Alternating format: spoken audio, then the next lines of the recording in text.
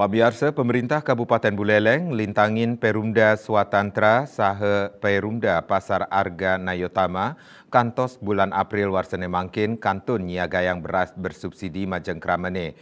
Tetujuannya untuk ngintervensi harga beras ring pasaran santukan ring galah ukuran nyansan tedun.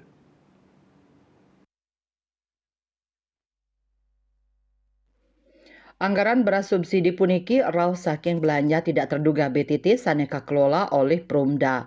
Harga beras saneka adol ring tengah yang keramane sida sayan murah santukan moliang subsidi biaya transportasi.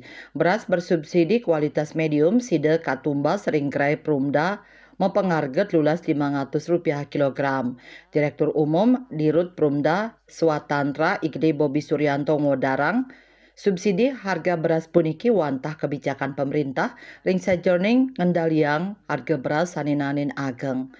Kantos 16 tali rupiah a kilogram. Subsidi sane kalimbakang mejantan ngawinang harga beras sayan murah untuk kualitas medium tur asil saking petani langsung.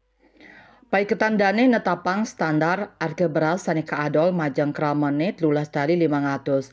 Yening harga ring penyosohan mal sayang sarang standar harga beras pemerintah mejantan sida kategepin oleh subsidi inucap.